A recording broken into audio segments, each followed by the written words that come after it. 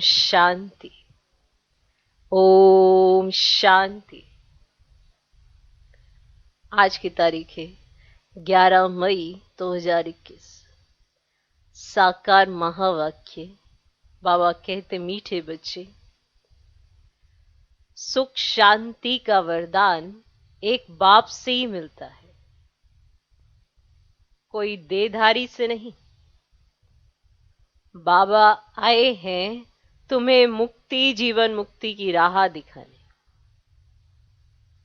बाबा कहते मीठे बच्चे, सुख शांति का वरदान एक बाप से ही मिलता है, कोई देहधारी से नहीं। बाबा आए हैं तुम्हें मुक्ति, जीवन मुक्ति की राह दिखाने। बाबा कहते मीठे बच्चे, सुख शांति का वरदान एक बाप से ही मिलता है। सुख शांति का वरदान एक बाप से ही मिलता है, कोई देहधारी से नहीं। बाबा आए हैं तुम्हें मुक्ति, जीवन मुक्ति की राह दिखाने। आज का प्रश्न, बाप के साथ जाने और सतयुग आदि में आने का पुरुषार्थ क्या है? बाप के साथ जाने और सतयुग आदि में आने का पुरुषार्थ क्या है? माना साथ में जाने का और सतयुग आदि में आने का पुरुषार्थ क्या है? माना कौन सा पुरुषार्थ करें जो बाबा के साथ जाएं और सतयुग की आदि में आए? उत्तर, बाप के साथ जाना है तो पूरा पवित्र बनना है। बाप के साथ जाना है तो पूरा पवित्र बनना है। सतयुग आदि में आने के लिए और संग बुद्धि योग तोड़ एक बाप की याद में रहना है। सतयुग आदि में आने के लिए और संग बुद्धि योग तोड़ एक बाप की याद में रहना है। आत्म अभिमानी जरूर बनना है। आत्म अभिमानी जरूर बनना है। एक बाप की मत पर चलेंगे तो ऊंच पद का अधिकार मिल जाएगा। एक बाप की मत पर चलेंगे तो ऊंच पद का अधिकार मिल जाएगा। तो बाप के साथ जाने और सतयुग आदि में आने का पुरुषार्थ क्या है? उत्तर, बाप के साथ जाना है तो पूरा पवित्र बनना है। सतयुग आदि में आने के लिए और संग बुद्धि योग तोड़ एक बाप की याद में रहना है। आत्म अभिमानी जरूर बनना है। एक बाप की मत पर चलेंगे तो ऊंच पद का अधिकार मिल जाएगा। आज का गीत है, नैनहीन को राह दिखाओ प्रभु। ओम शांति। ये गीत किसने गाया? बच्चों ने। क्योंकि बाप तो एक ही है, उसको ही रचयिता कहा जाता है। रचना रचयिता को पुकारती है। बाबा ने समझाया है, भक्ति मार्ग में तो तुमको दो बाप हैं, एक लौकिक, दूसरा है पारलौकिक। सभी आत्माओं का बाप एक ही है। एक बाप होने से सभी आत्माएं अपने को ब्रदर्स कहते हैं। उस बाप को पुकारते हैं, ओ गॉड फादर, ओ परम पिता, रहम करो, क्षमा करो।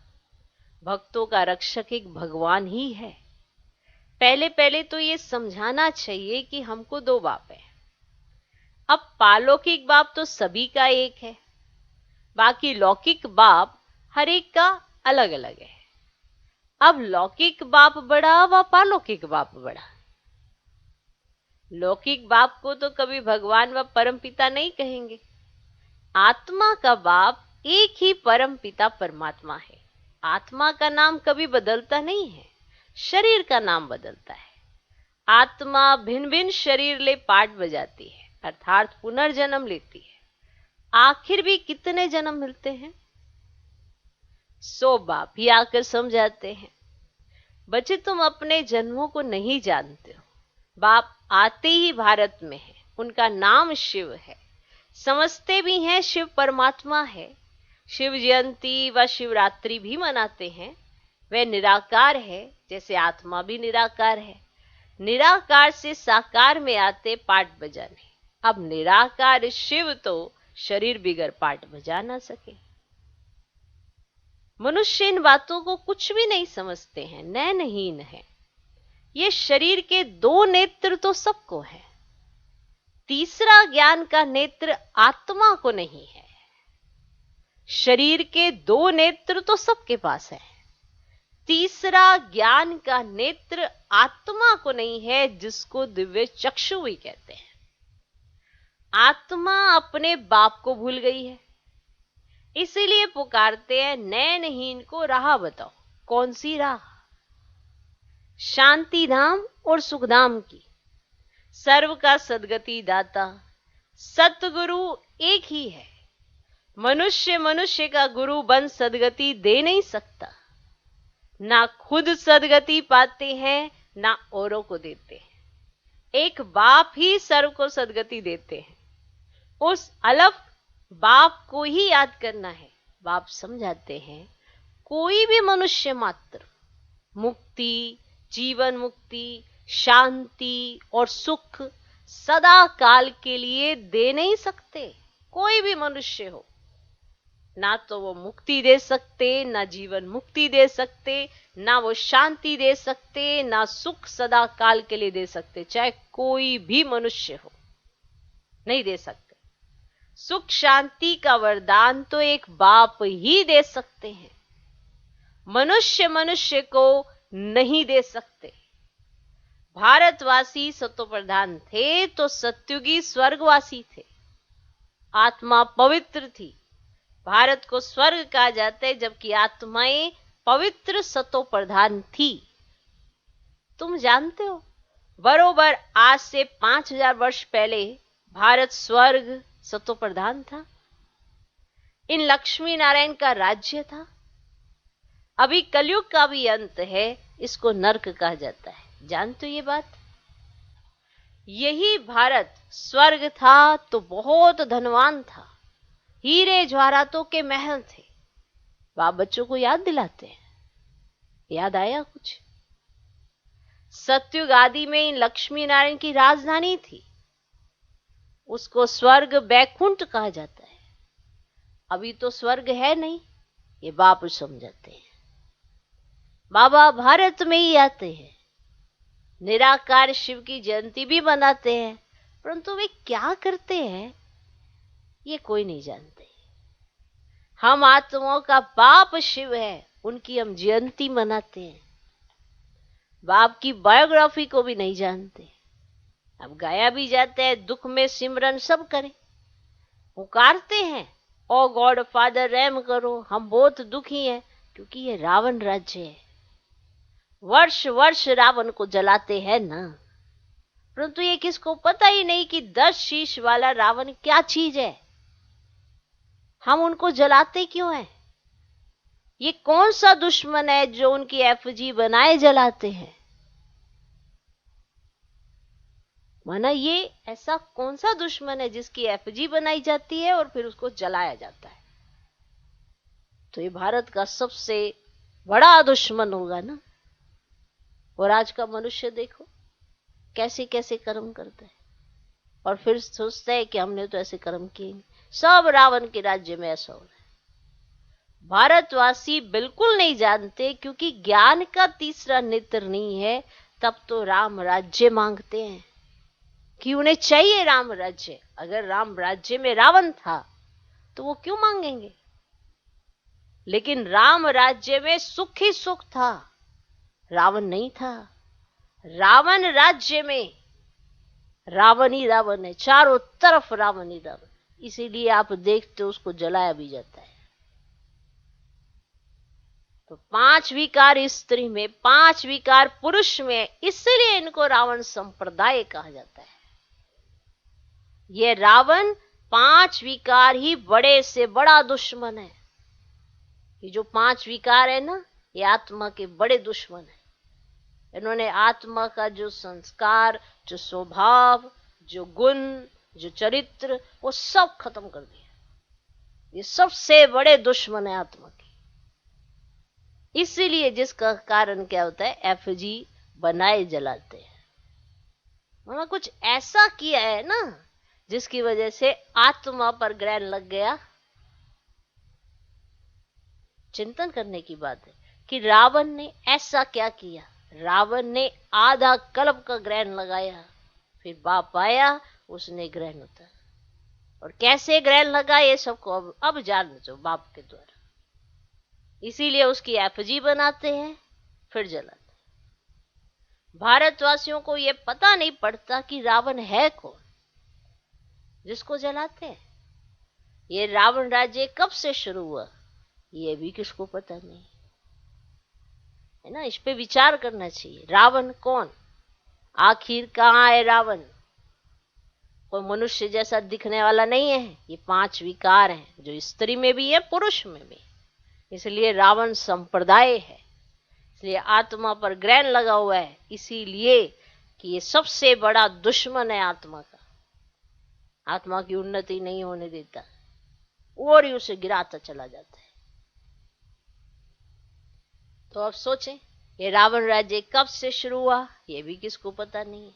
बाप समझाते हैं राम राज्य सत्युग त्रेता, रावण राज्य द्वापर कलयुग। सत्युग में लक्ष्मी नारायण का राज्य था। इन्हों को ये राज्य कहां से कैसे मिला ये कोई नहीं जानते। माना रावण राज्य में राम आया, उसने पढ़ाया, समझाया, सिखाया। तो ये जो लक्ष्मी नारायण की आत्मा है ये भी तो रावण राज्य में थी। इन्होंने समझा, सीखा, पढ़ा और अपने को ऐसा लायक बनाया। ये आज हमें पता चला है, बाप ने जब बताया। कोई बाकी कोई नहीं जानता। ये समझने की बातें हैं, ये सब समझने की बात है। इसमें अटेंशन देना पड़ता है। आप जोड़ दो, देखो रावण कौन। रावण कोई मनुष्य नहीं है। ये 5 विकार जिसको पकड़ के आत्मा बैठी हुई है और समझती है इसके बिना तो प्रोग्रेस ही नहीं है। जबकि ये 5 विकार उससे अलग कर दो तो आत्मा अपने गुण, शक्तियां, स्वभाव, संस्कार सब कुछ भगवान जैसा दिखाई पड़ने लगे। इसीलिए तो सत्य के लायक बन जाती है। तो ये सब समझने की और अटेंशन देना पड़ता है इसके ऊपर कि रावण कौन, राम कौन, और क्या ऐसा रावण ने किया जो उसकी आज दिन तक एफजी बनाई जाती है। और आज का मनुष्य देखो कैसे कुकर्म करता है, उसकी तो नहीं बनाते। तो कोई मनुष्य नहीं है ना रावण। ये विचार करने की बात कि आज का मनुष्य तो रावण से भी गया गुजरा है। अगर वो रावण था तो आज तो हर मनुष्य के अंदर रावण है। हर मनुष्य के अंदर रावण है। उसमें तो ये कहानी बनाई कि राम की सीता चुराई। और आज का मनुष्य क्या करता है, कितने कुकर्म करता है, कितना भ्रष्टाचारी है, कितना नीचे गिरा हुआ है। तो आज के मनुष्य में रावण जो वो दिखाया है उससे भी तो पता नहीं कितने गुना बड़ा हो गया है, कितने गुना बढ़ गया है। तो आज जो भी ऐसा कुछ करता है, क्या वो किसकी एफजी बनाता है मनुष्य कोई? थोड़े समय में भूल जाता है। तो ये रावण कौन है फिर आखिर? ये कोई मनुष्य थोड़ा है। जो त्रेता में जो उसने कर्म किया तो उसकी वजह से एफजी कलयुग अंत तक बनती रह रही है। पर त्रेता में उसने ऐसा कुछ किया ही नहीं। ये तो रावण कौन है? ये 5 विकार है जो स्त्री के अंदर है, पुरुष के अंदर है, जो दिखाई नहीं पड़ते। लेकिन कर्म ऐसे करने के, ये जो कर्म ऐसे किए ना, उसकी एफजी कलयुग अंत तक बनती रहती है। इसीलिए दिखाया, उसके 10 शीश दिखाए हैं। विचार करने की जरूरत है, इस पे अटेंशन भी देना होता है। क्या है ये रावण? कौन है ये रावण? क्या किया है इसने ऐसा जो उसकी आज दिन तक एफजी बनाकर फिर जलाते हैं उसको? और वहीं आज के मनुष्य को देखो, उसमें तो फिर 100 रावण घुसे पड़े हैं। एक रावण का वो कर्म और आज के मनुष्य के कितने कर्म ऐसे है कि कोई उसकी तरफ पलट के भी ना देखे। एफजी तो उसकी क्या बनाएगा? ऐसे ऐसे कर्म किसने कराए? रावण ने ना। अब ये रावण कोई मनुष्य तो है नहीं, विकार है ये, विकार। और जिस दिन मनुष्य को ये समझ में आएगा कि रावण कहाँ घुसा हुआ है, अभी तो वो निकालेगा। तभी तो ये ग्रहण उतरेगा। इसीलिए जो बाप की बात मानता है, जो राम के डायरेक्शन पर चलता है, तभी इससे पार निकलता है। बाबा तो समझा रहे हैं, इसलिए अटेंशन देना पड़ता है। मोस्ट बिलवड बाप है, तब तो उनको भक्ति मार्ग में भी पुकारते हैं। ऐसा तो बाप ने कुछ किया है ना, ऐसा तो रावण ने कुछ किया है ना जो उसकी एफजी जलाते। ऐसा तो बाप ने कुछ किया है ना जो दुख में सब उसको याद करते हैं। थोड़ा सा भी दुख होता है तो परमात्मा को याद करते हैं, पुकारते हैं। माना दुख से पार निकालने के लिए, दुख से छुड़ाने के लिए बाप ने कुछ तो किया है ना। तभी तो थोड़ा भी दुख होता है तो उसी की याद आती है। लौकिक बाप को थोड़ा याद करते हैं, अलौकिक बाप को याद करते हैं कि आप आओ हमें पार लगाओ। तो भारत में जब इनों का माना लक्ष्मी नारायण का राज्य था तो दुख का नाम नहीं था। अभी दुख धाम है, कितने अनेक धर्म है, सत्युग में एक धर्म था। इतनी सब आत्माएं कहां चली जाएंगी किसको पता ही नहीं है, क्योंकि नयनहीन है। शास्त्रों से ज्ञान का तीसरा नेत्र किसको नहीं मिलता है। ज्ञान नेत्र, ज्ञान सागर परम पिता परमात्मा ही देते हैं। आत्मा को तीसरा नेत्र मिलता है। आत्मा भूल गई कि हमने कितने जन्म लिए हैं। सत्युग में जो देवी देवताओं का राज्य था वे कहां गया। गाते भी है मनुष्य 84 जन्म लेते हैं, अब 84 का चक्र कहते हैं, परंतु कौन सी आत्मा 84 जन्म लेती है, ये भी तो विचार करने की बात है ना। जो पहले भारत में आते वे थे देवी देवता, फिर 84 जन्म भोग, अंत में पतित बन जाते हैं। अब गाते भी हैं हे पतित पावन, तो सिद्ध करते हैं हम पतित हैं, इसीलिए पुकारते हैं हे पतित पावन हमें पावन बनाने आओ। जो खुद ही पतित है वे फिर औरों को पावन कैसे बनाएंगे। इसीलिए उस पतित पावन को बुलाया जाता है जो कभी पतित नहीं होता।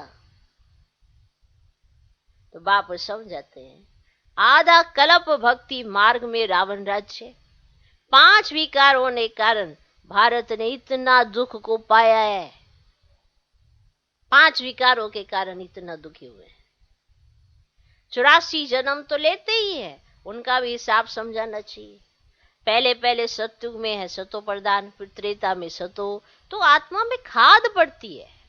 मानो आत्मा एकदम सतो प्रधान थी, तो सोचो उस अवस्था के बारे में आज सोच के तो देखो कैसी अवस्था होगी आत्मा, जो आज तमो प्रधानता की वजह से इतनी कमजोर है कि बात बात में शक्तिहीन हो जाती है। शक्ति है ही नहीं, बहुत कमजोर है, खाद पड़ गई है। भारत बाप आते ही है ना, भारत में शिव जयंती है ना, और सभी आत्माएं तो गर्भ में जन्म लेती हैं। बाप कहते मैं साधारण बूढ़े तन में प्रवेश करता हूं, जिनका ये बहुत जन्मों के अंत का जन्म है। ये समझानी कोई एक को नहीं दी जाती कि सिर्फ एक को ही नहीं समझाया जा रहा। ये गीता पाठशाला है। मनुष्य को देवता बनाने के लिए राजयोग सिखाया जाता है। तुम यहाँ आए हो स्वर्ग की बादशाही प्राप्त करने, जो बाप ही दे सकते हैं। गीता पढ़ने से कोई राजा बनते नहीं है, और ही रंग बनते जाते हैं। बाप गीता का ज्ञान सुनाए राजा बनाते हैं, औरों द्वारा गीता सुनने से रंक बन गए हैं। अब डायरेक्ट भगवान द्वारा सुनते हो तो राजा बनते हो, औरों द्वारा सुनने से क्या बन गए, रंक बन गए। भारत में जब इन लक्ष्मी नारायण का राज्य था तो प्योरिटी, पीस, प्रॉस्पर्टी थी। पवित्र गृहस्थ आश्रम था, वहां हिंसा का नाम ही नहीं था। फिर द्वापर से लेकर हिंसा शुरू हुई है। काम कटारी चलाते चलाते तुम्हारी ये हालत आकर हुई है। सत्युग में 100% सॉल्वेंट थे, सतो प्रधान थे। ये राज कोई भी मनुष्य अथवा साधु संत आदि नहीं जानते। बाप जो ज्ञान का सागर पतित पावन है, वही आकर सतो प्रधान बनने की युक्ति बताते हैं। रावण की मत पर मनुष्यों का देखो क्या हाल हो गया है। राजे लोग भी वे जो पवित्र राजाएं होकर गए हैं उन्हों के चरणों में जाकर पड़ते हैं और महिमा गाते हैं, आप सर्वगुण संपन्न, हम नीच पापी। राजे लोग भी ऐसे महिमा गाते जो उनसे आगे वरना पवित्र होके गए। तो हमारे में कोई गुण नहीं है, ऐसे कहते हैं जो आपके। फिर कहते हैं आप ही तरस पिरोई, हमको आकर मंदिर लायक बनाओ। किसकी भी समझ में नहीं आता है कि बाप कैसे आकर फिर से देवी देवता धर्म की स्थापना कराते। अब तुम समझते हो, हम सो देवी देवता धर्म के थे, हम सो क्षत्रिय वैश्य शूद्र बने, इतने जन्म लिए, अब 84 जन्म पूरे हुए। फिर दुनिया का चक्र फिरना चाहिए, इसीलिए फिर तुमको पावन यहां बनना है। पतित तो सुखधाम शांति धाम में नहीं जा सकते। बाप समझाते हैं तुम जो सतो प्रधान थे वे तमो प्रधान बने हो। गोल्डन एज से फिर आयरन एज में आए हो, फिर गोल्डन एज बनना है, तब मुक्ति धाम सुखधाम में जा सकेंगे। भारत सुखधाम था, अब दुखधाम है। गीत में भी सुना ना, क्या हम नैन नींद को रावत, तो हम अपने शांति धाम में कैसे जाएं? वो लोग तो कह देते परमात्मा सर्वव्यापी है, फलाना अवतार है, परशुराम अवतार है। अब बाप परशुराम बन किसको मारते होंगे क्या? हो ही नहीं सकता। बाप समझाते तुमने इस चक्र में कैसे 84 जन्म लिए। अब मुझ अलफ को याद करो, हे आत्माएं देही अभिमानी बनो। देह अभिमानी बन तुम बिल्कुल ही दुखी कंगाल नरकवासी बन पड़े हो। अगर स्वर्गवासी बनना है तो आत्म अभिमानी जरूर बनना है। आत्मा ही तो एक शरीर छोड़ दूसरा लेती है। अब 84 जन्म पूरे हुए हैं, फिर सतयुग आदि में जाना है। अब मुझे याद करो और संग बुद्धि योग तोड़ो। रहो भलग्रस्त व्यवहार में, अपने को आत्मा निश्चय करो। आत्मा एक शरीर छोड़ दूसरा लेती है। अब देही अभिमानी बनना है। मुझे याद करो तो खाद सब जल जाएगी, माना बाप की याद से अग्नि आएगी। ये जो देह अभिमान रूपी ये जो खाद पड़ गई है ना, ये जल जाएगी, सब खत्म हो जाएगी और निकलेगी प्योर आत्मा। तुम पवित्र बन जाएंगे, फिर मैं सब बच्चों को ले जाऊंगा। अगर मेरी मत पर नहीं चलेंगे तो इतना ऊंच पद नहीं पाएंगे। कोई ये सोचो कि हम भगवान की मत पर ना चले अभी और हम कोई ऊंची पोजीशन प्राप्त कर ले, ऐसा होता ही नहीं है। अभी भगवान ने समझाया ना, जो वो समझ गई जो आत्मा, वही ऊंची पोजीशन प्राप्त करती है। इन लक्ष्मी नारायण का ऊंच पद है। जब इन्हों का राज्य था तो और कोई धर्म नहीं था। द्वापर से फिर और धर्म आते हैं, सतयुग में मनुष्य भी थोड़े होते हैं। अब तो बहुत धर्म होने के कारण कितने दुखी हो गए हैं। वही देवता धर्म वाले अब फिर पतित होने से अपने को देवता कहते नहीं है, हिंदू नाम रख दिया है। अब हिंदू तो कोई धर्म ही नहीं है। तो बाबा समझाते हैं रावण ने तुमको ऐसा बना दिया। मतलब विचार तो करो कि क्या है ये रावण, कैसा उसने तुमको बना दिया है। तुम जब लायक देवी देवता थे तब सारे विश्व पर राज्य था, सब सुखी थे।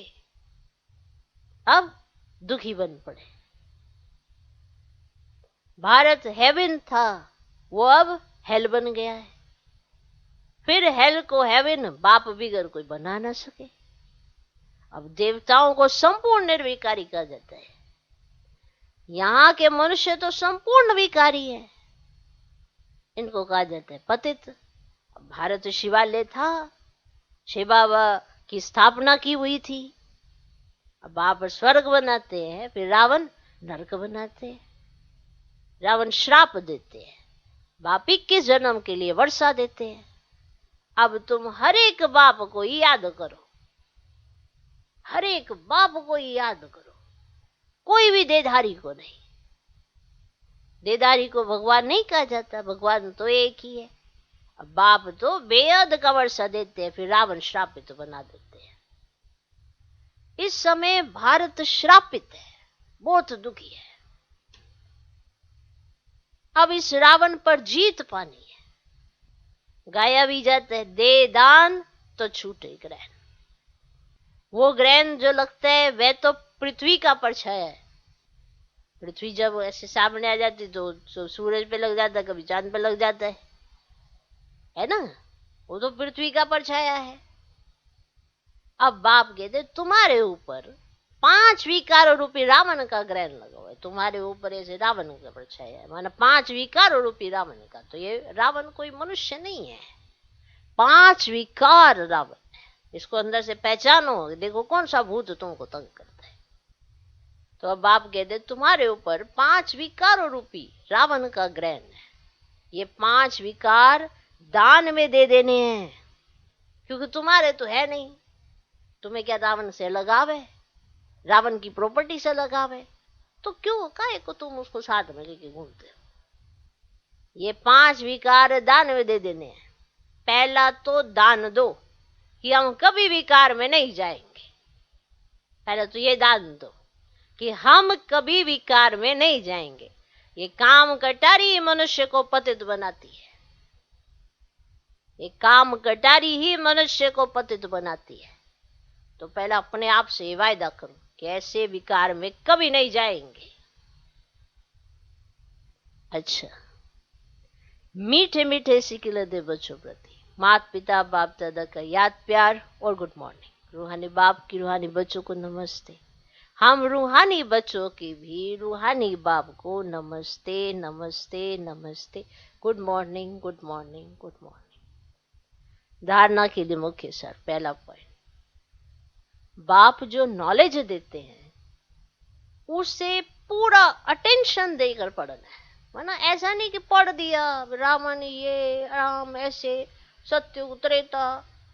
अटेंशन तो दें कि कहाँ आकर हम खड़े हुए हैं, पता तो पड़े। आज का जो समय दिखाई दे रहा है क्या नजर आ रहा है। बाहर निकलने से ही मनुष्य को भय लगता है। क्यों? क्योंकि अब जो ये रावण है ये दिखाई भी नहीं दे रहा है, इसने अपना रूप ही ऐसा बना दिया है, भय का रूप भी है। तो ये भी तो रावण की प्रॉपर्टी है ना, भय होना भी तो रावण की प्रॉपर्टी है। तो कहीं ना कहीं एक बार तो हलचल में लाया ही है सबको। तो बाप जो नॉलेज देते हैं उसे पूरा अटेंशन देकर पढ़ना है। ज्ञान के तीसरे नेत्र से अपने 84 जन्मों को जान, अब अंतिम जन्म में पावन बनना है। ज्ञान के तीसरे नेत्र से अपने 84 जन्मों को जान, अब अंतिम जन्म में पावन बनना है। माना आपको पता चल गया 84 जन्म कैसे लिए हैं, तीसरा नेत्र खुल गया, तो अब आपने क्या करना है, पावन बनना है। आपको मालूम होना चाहिए हमारा अंतिम जन्म है, तो इसमें आपको पावन बनना है। दूसरा पॉइंट, रावण के श्राप से बचने के लिए एक बाप की याद में रहना है। रावण के श्राप से बचने के लिए एक बाप की याद में रहना है। 5 विकारों का दान दे देना है। एक बाप की मत पर चलना है। देखो विकारों का दान दोगे, माया में हलचल पैदा होगी तो कहीं ना कहीं से अटैक करेगी। पर बाबा ने आपको समझ दे दिया ना कि जब माया अटैक करे तो तुम्हें क्या करना है। तो एक बाप की मत पर चलना है। 5 विकारों का दान दे देना है, एक बाप की मत पर चलना है। क्योंकि आधा कलब आप उसके साथ रहे हो, ऐसी मित्रता कर ली उसके साथ कि पता ही नहीं पड़ा वो तो हमारा दुश्मन था, तो नुकसान तो होना ही था। सारी कला काया चट हो गई। तो विचार जरूर करना। तो रावण के श्राप से बचने के लिए एक बाप की याद में रहना है, 5 विकारों का दान दे देना है, एक बाप की मत पर चलना है। कैसा माना असुर है, देखो है तो रावण असुर, वो श्राप दिए जा रहा है। क्यों? उसकी ताकत बढ़ जाती है ना। जब परमात्मा आता है तो उसकी भी ताकत बढ़ जाती है, क्योंकि हम उसको साथ में ही रख लेते हैं, जो उसकी ताकत भी बढ़ जाती है। जिन्होंने भी अपनी अवस्था बनाई है, याद की यात्रा में रहते हैं, तो समय पर मान उन तक सैल्वेशन पहुंच जाती है। सीधी सी बात है। तो याद की यात्रा कोई बढ़ाओ, सैल्वेशन पहुंच जाती है। समझे? ऐसे प्रॉब्लम तो सब पे आती है, परिस्थिति तो सब पे आती है, लेकिन परिस्थिति के समय आप ये भी जरूर देखना कि सेल्वेशन पहुंच रही है कि नहीं पहुंच रही है। तो याद की यात्रा इतनी जरूरी है, इतना मेहनत आपको अपने ऊपर करना चाहिए। आज का वरदान, अपनी स्मृति, वृत्ति और दृष्टि को अलौकिक बनाने वाले सर्व आकर्षणों से मुक्त भव। अपनी स्मृति, वृत्ति और दृष्टि को अलौकिक बनाने वाले सर्व आकर्षणों से मुक्त भव। कहा जाता है जैसे संकल्प वैसी सृष्टि, जैसे संकल्प वैसी सृष्टि। जो नई सृष्टि रचने के निमित्त विशेष आत्माएं हैं, उनका एक एक संकल्प श्रेष्ठ अर्थात अलौकिक होना चाहिए। जब स्मृति, वृत्ति और दृष्टि सब अलौकिक हो जाती है तो इस लोक का कोई भी व्यक्ति व कोई भी वस्तु अपनी ओर आकर्षित नहीं कर सकती। जब स्मृति, वृत्ति और दृष्टि सब अलौकिक हो जाती है तो इस लोक का कोई भी व्यक्ति व कोई भी वस्तु अपनी ओर आकर्षित नहीं कर सकती। अगर आकर्षित करती है तो जरूर अलौकिकता में कमी है। अलौकिक आत्माएं सर्व आकर्षणों से मुक्त होंगी। अलौकिक आत्माएं सर्व आकर्षणों से मुक्त होंगी। आज का स्लोगन, दिल में परमात्म प्यार व शक्तियां समाई हुई हों तो मन में उलझन आ नहीं सकती। दिल में परमात्म प्यार व शक्तियां समाई हुई हों तो मन में उलझन आ नहीं सकती। ओम शांति।